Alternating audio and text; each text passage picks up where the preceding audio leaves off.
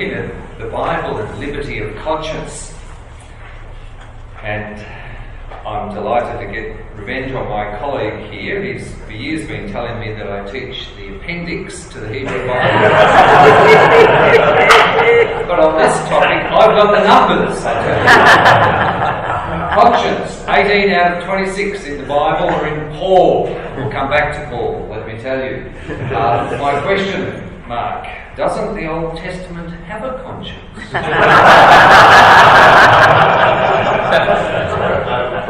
Question, brother. It doesn't appear indeed not good on the basis of numbers. There are, however, two exceptions where, if you were reading the NRSV, you might see the word conscience. If you go back. Go back. One would be in 1 Samuel, and one would be in the Book of Wisdom. The Book of Wisdom is not really in the Baptist canon, so we can't put it together. And 1 Samuel, that particular verse which the NRSV counts, is hotly contested in its translation. You won't find conscience in the other translations, oh dear. So, the term, at issue in the Greek is sunaidesis. How about we go from the Greek Old Testament? So that's the next one. Lo and behold, a single instance. A single instance. And what does it say? Do not curse a king, even in your thoughts. Madat in Hebrew, sunaidesis in Greek, or curse the rich. About power. Don't do that, even in your inner self, in your bedroom, for a bird of the air may carry your voice, or some winged creature tell the matter. We know it would go badly. In other words, there is no liberty of conscience in the Old Testament. And let me reinforce that with another verse, the very next one. Because we know in the book of Samuel, going back to Samuel, lo, the one who did not take the preacher's advice is extinguished for political dissent. The king also said to Shimei, you know in your own heart all the evil that you did to my father David, so the Lord will bring back your evil on your own head. But King Solomon shall be blessed, and the throne of David shall be established before the Lord forever. Of course. Then the king commanded Benaiah, son of Jehoiada. He went out and struck him down and he died. That's what happens when you don't follow the preacher's advice in the Old Testament. Political dissent, according to one's conscience, is not likely to go well. But you'll see that I have done something with a little linguistic sleight of hand, because I have taken the word heart, lev, levav, in Hebrew, as in effect conscience. So here's where you learn about linguistics. In order to answer the question, the Baptist question, how can you find conscience? Actually, you don't go with the Greek term for conscience. You have to go with a broader understanding of what the Hebrew heart is. What kind of organ is that? What does it do? And if you read a couple of the other English translations, you'll find another couple of examples.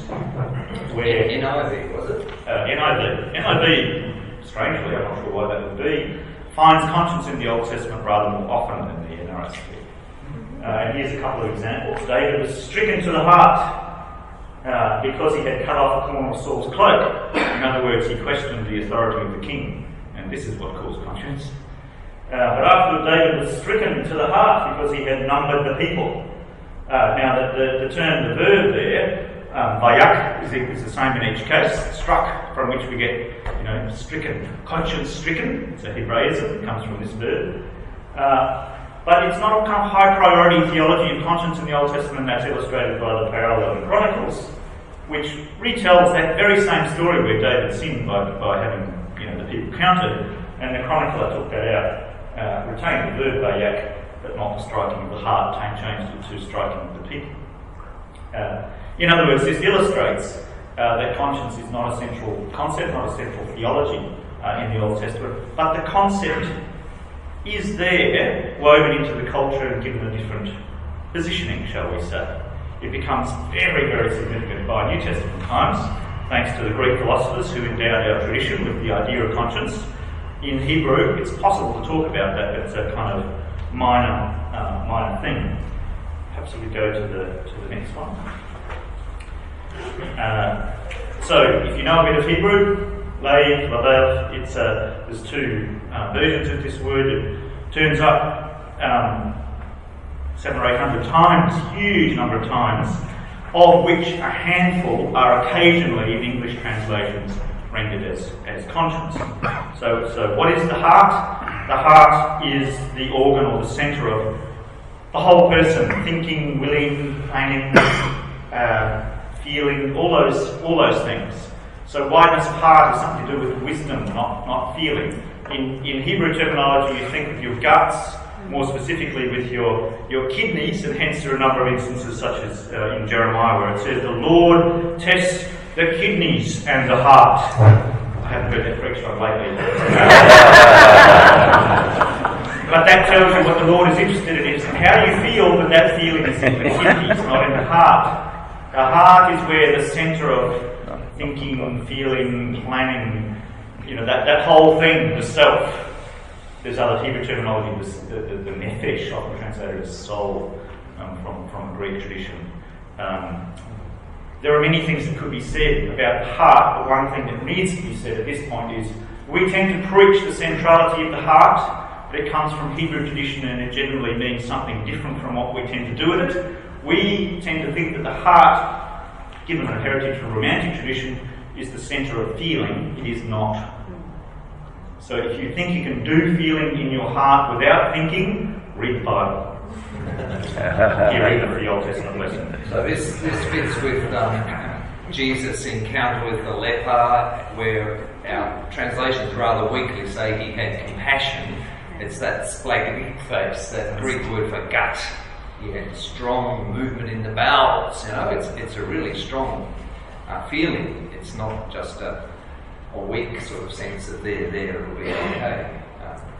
Okay, so if we were Baptists and wanted to pursue this a little more, we might find a couple of instances, the next ones, where we have the idea conveyed in Hebrew that foreigners might have a conscience, and in these examples, once again, it's a rendering of how the heart language works. So in the case of Genesis 20, this is the third story where an ancestor passes his wife off as his sister. In this case, the foreign king of Abimelech says, my conscience is clear, at least that's how it's rendered in the NIV. He's laying claim to integrity of heart, the tam, the integrity, wholeness. The foreign king saying that, and he's right. That's the point of the story. The ancestor was wrong, the foreign king was right. And then the other really significant case, I think, for the foreigner's good conscience is the home tile book of Job. So, I will maintain my innocence and never let go of my conscience, the NIV says, because the NIV is given to conscience more than others. Will not reproach as long as I live. And this is my heart in Hebrew. Will not. And that means the centre of the self. All the thinking, feeling, planning, doing stuff that's centred in the heart. The whole self has integrity. In the case of the book of Job, the character Job, and that's true. The friends like to think that they've got it run up. They're wrong, and that's the point of the book. So foreigners do have a heart, and Paul takes this up. This is the legacy of Jesus and Paul. Jesus doesn't have a conscience in the Gospels. It's not used in the Gospels as such in the New Testament, but he does have that strong feeling in the intestines and the strong commitment in the heart. We do have, of course, love the Lord your God with all your heart, soul, strength. We have mind added. It's a Greekism. And Paul, of course, introduces this word, conscience, in our reading today from Romans 2. It does come from Greek philosophy, the Stoics, Epicureans, but it's relatively late, not back in Aristotle's day. Some say it's the decline of the Greek city-state leads to a situation where philosophers remedy the lack of social cohesion with the development of the idea of the conscience, that we are motivated to live according to the good by our conscience. And Paul takes this up. I think it's a wonderful thing that Paul sees that foreigners have truth. Greek philosophy has something useful here to explain the gospel of Jesus Christ.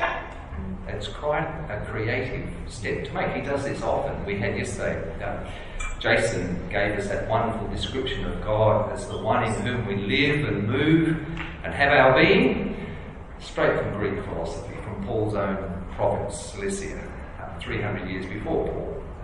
And it's not a Jewish statement, but it's a wonderful how Paul conceived the truth in others. A foundational missiological principle here. Others have conscience. The ethne have conscience. And they have the law written on their hearts. That's the starting point for dialogue. The other has God's truth. And Paul lays this out here in consistent with those traditions in the Old Testament which say the similar respect of the other. Here we have the context in which Paul says this. Here's Nero and a barbarian captive. Heroic nudity. The emperor doesn't need armour. He's a Greek god. And here you have a barbarian captive. The suppression, the subjugation of the ethne. This we translated Gentiles, but for Romans, Jews are also Gentiles, if you like. The ethne are anyone else, the other, that we have subjugated. Here, I want to cheer up Paul. This is Claudius brutalising Britannia. Some might see it as the European community and what it's Images are always ambiguous. Notice the brutal masculine patriarchal power. There are 50 of these stations in the ethne of the world, 50 of them at Aphrodisias in the Lycus Valley, just near Laodicea, Colossae. Also in Rome, these images are on the coins. This is what Rome has done to the ethne. We have won. We have defeated them, and it's the male figure, female ethne. Very strong. Next one is Armenia. Nero conquering Armenia, although he never really did, but he's claiming the credit. This idea that the ethne, Paul the apostle to the ethne, the one being subjugated, sees that the ethne have a conscience. They are not just slaves who are chattel to breathe. They are God's creation with a conscience. Very powerful. We'll come back to Paul, but I think there are colonial images here imperial images here that we might ask, where do Baptists fit in this understanding of the ethne? I'm glad you asked the question. So you might have seen many paintings where the founding fathers have arrived on the shores of Canada or North America or Latin America, or, you know, the picture. There's usually a flag, a cross, and guns. This is how it's done. This is the norm. By the time that image was brought to Australia, it was done just with the flags and guns, and the cross was in the back pocket. So you know the painting, the famous one of Captain Cook's Landing? He's standing pointing. There's a few black fellas on the hill. One or two of the soldiers a little bit worried about that. Cook is pointing above and beyond any black fella. That's the way our story begins. That's how it's taught. Lo and behold, that is not a Baptist story, this is the Baptist story. Thanks be to God. Where did it start? I read about this man when I was at Princeton Seminary. You know, Rhode Island, Roger Williams. It went straight over my head. I didn't get it. Until I was reading a paper the other day that said Roger Williams was nice to Indians. And I thought, hang on a second, there's a story there that needs to be investigated more. So I downloaded the bloody tenet of persecution for cause of conscience, 500 pages, freely available on the internet, and read it. And lo and behold, it is an extensive theology of the Old Testament and New Testament applying the separation of church and state, not in England, we know that story, but in the settler colonial context. This is the first Baptist church in North America. This image that you see a second ago. Yes, there's a Bible. Very much a Bible. Everything was done by the book. He's sitting down and taking directions. So he was some people just say he was a dissident Puritan. He was a Baptist. I'm going to claim him. Some people don't. Some people demean him by saying he was a seeker. This is not his own label. This is not what he said about himself. It's what other people said about him much later. It's very interesting the way that Baptists have used their own way to distance themselves, because he didn't last very long in the Baptist church. He helped to found the first Baptist church, and then he left it a few months later because he was worried about the entire institutional church idea. He was worried about the apostolic succession idea, basically from the New Testament times. It was a real serious problem. So he was baptised, and a little bunch of people started the Baptist church, and the land on which that church was founded was secured by customary law with the Narragansett Indians, and for 6 years the first Baptist church in North America existed only on Indian land according to Indian law. And then the other colonists said, we might annex you because you don't have a charter, so we had to run off to get a charter. Well, the king and the parliament were at war, so in 1644 we got a paper from the parliament rather than from the king, and that paper secured the rights of Indians on Rhode Island. This is the Baptist story. This is how it should have been done. This is what separation of church and state in settler colonial context should have meant. And in fact, it did mean. Some people used to criticise post-colonial studies in my own work over the years. You're imposing a norm that just wasn't conceivable in that day. I'm sorry, folks, it was conceivable. It was articulated at great length by Roger Williams. Read the book.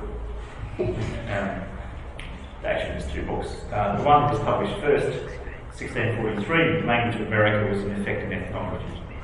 After which he wrote the big defence of. So he actually learnt their language, and lo and behold, he learnt their language, and it's not just a dictionary; it's an ethnography. If you read it, you'll see there's lists of words grouped according to different cultural practices, and he explains those cultural practices, often saying that they are more civilised than those Gentiles in Christendom. Christendom is clearly a bad word, representative of all that's wrong in the history of the West, whereas the Indians were clearly distinguished on a number of points. He's not saying that they're noble savages, he has critique as well. There's a mixture, as you would expect in a genuine friendship. Learn the culture and language first, then think about mission. That was the way Roger Williams did it. There's a further use of conscience in Paul, Romans 9:1, where Paul says, my conscience testifies with me in the Spirit. And he goes on to say that I would rather be cut off from Christ for the sake of my fellow Jews, to bring them salvation. It strikes me that, in a sense, Roger Williams' story is a bit like that. He sides with the Indians against the Puritans because he says they have more of the gospel in their way of. Am I romanticising, or is that? No, that's indeed the case. Yeah. I've just fallen in love with Roger Williams, so give me a few years. I've read a few thousand pages, there's a few thousand more to go. We'll get. But in between time, there is a 5-minute video on YouTube. Just look it up. Mark wrote Settler Colonialism and Religious Liberty. 5 minutes on why the gospel of Roger Williams has been overlooked in Baptist tradition and needs to be recovered. But what happened? The poor thing, he left the church. He had a community, he had in effect a house church. He always belonged to a house church, not a thing with a building. But what happened to that idea? Well, in the history of America, as we saw, and indeed in the West, the idea of the individual, authentic conscience took off like wildfire, but it actually started to undermine the social fabric in all sorts of ways, which we see today. So if you look at our contemporary culture today, in the next slide, what you find in a book like Hugh Mackay's Beyond Belief is, in effect, a description of how the idea of the authentic individual conscience is now translated universally in Australian culture. This is what's primary, the authentic self. This has been explicated in great philosophical detail by Charles Taylor, and in a nice little short book, The Ethics of Authenticity. You'll see a summary of his work, and I was going to put an image of that book up, but instead when I googled Charles Taylor, Ethics of Authenticity, this other image came up, and I thought, nice, our identity is inseparable from what we think is really important, what is right and good. So in effect, this idea of the authentic self is linked to ideas of what is right and good, in effect the conscience. And this description fits to me with the Hebrew idea of the heart. The authentic self is that mixture of thinking, feeling, willing, planning, which is now conveyed in the idea of the authentic individual self. Our problem today, however, is the opposite of Roger Williams. In Roger Williams' context, it's a dominantly communitarian, dominantly social, dominantly tribal, in the case of the Indians, social context. Today we have a dominantly individualist context. So our problem is that it works the other way. We all know about individual conscience. The problem is how to gain community, how to build community. So we have the opposite problem. And Paul is part of that problem, perhaps, in that he is also a champion of this liberty of conscience.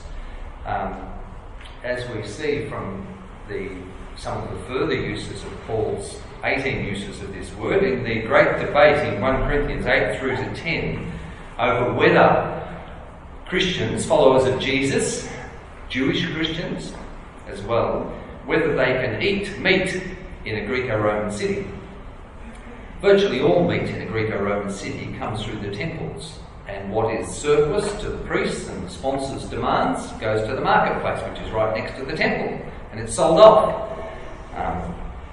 So it's a question of whether you're a vegetarian or you're a meat eater. The only exception is if you have a big enough Jewish community to have their own abattoir system and to kill it according to the kosher way, and then Jews can eat meat. But as we know, in Rome, they were exiled, so they lost that. And so it's a live issue in the early communities of Jesus' followers. Can we actually eat meat or not? Because it comes through idol temples. Jewish belief is no, because by eating meat, you challenge the oneness of God. Hear, O Israel, the Lord your God is one. If you eat meat that's offered to other gods, you are calling that into question. It's a very strict rule, and we know that our New Testament text, Revelation, supports that. But Paul takes a slightly different tack, doesn't he, in this text. Concerning food sacrificed to idols, we know that all of us possess knowledge. Knowledge puffs up, but love builds up. And that knowledge word there, you'll see, is very close to the conscience word. It's got the root for knowledge in. Sun eidesis is knowledge within, if you like, or knowledge with. Here we have the word for we know, oidomen. We are knowing. The same root word is there. It's public knowledge in the circles of Jesus' followers that idols don't really exist, so you can eat whatever is offered to idols. It's not going to affect you. They're not real gods. Yeah? But we know that knowledge can puff up, whereas love builds up. That favourite word of Paul for the community, or kodome, to build up. It's a regular word for building a house, to build up. He goes on, jump into verse 9. But take care that this liberty, this, you see, it's the exousia word, this authority of yours, does not somehow become a stumbling block to the weak. For if others see you, who possess knowledge, translation says eating in the temple of an idol, it actually, you see the word there, katakamenon, it means reclining, because of course you recline to eat, but it's actually reclining in a temple. Might they not, since their conscience is weak, be encouraged to eat food sacrificed to idols? Reminds me of growing up in the days where Christians did not go to pubs, at least not in my circles. Big debate though, as I don't know, Tim, you remember the days where can you go to a pub and have your orange juice in a pub? You know? But what if someone sees you? You know, do they think your orange juice is some kind of craft beer or something?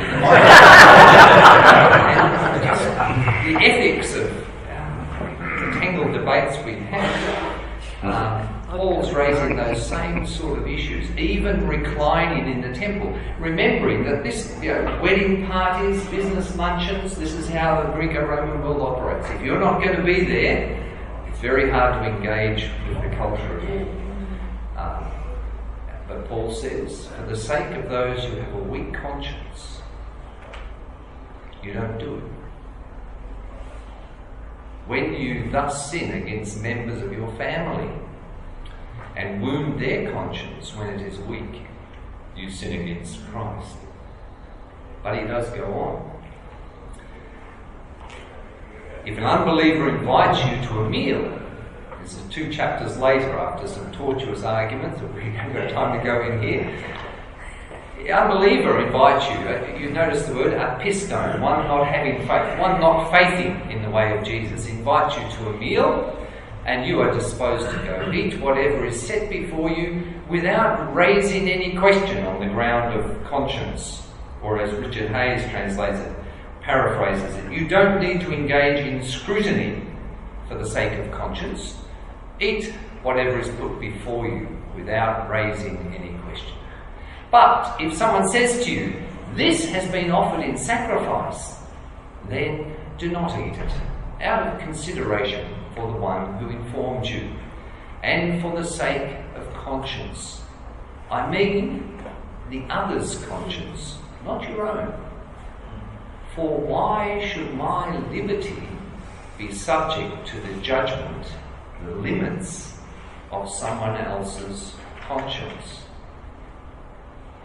Paul there again affirms the absolute liberty of conscience. What is the limit to it? Love. Not another's conscience. You don't change your own conscience because someone else thinks differently. But out of love, you limit the expression of your conscience. Thank you for edifying me from the appendix of your thoughts. Provoke. Some analogies, some hermeneutical extrapolations perhaps, on how we today think about the conscience of the weak, and how the Baptist accountability to the conscience of the weak might move us to certain advocacy today. And I'm thinking of people who flee to our shores and others for reasons of conscience, on grounds of persecution. It seems to me that it's a Baptist conviction that should cause us, move us, in guts and heart, in kidneys and heart, to use the Old Testament language, to defend that conscience, the conscience of the weak who arrive. But in every case, if we're going to move beyond the predicament given to us by Roger Williams, the individualist predicament, it must always be the limit of our own freedom for the sake of love, and in particular, the love towards those whose conscience is different from ours. Thanks be God. We will stand and sing another song, Migrant Jesus at the Door.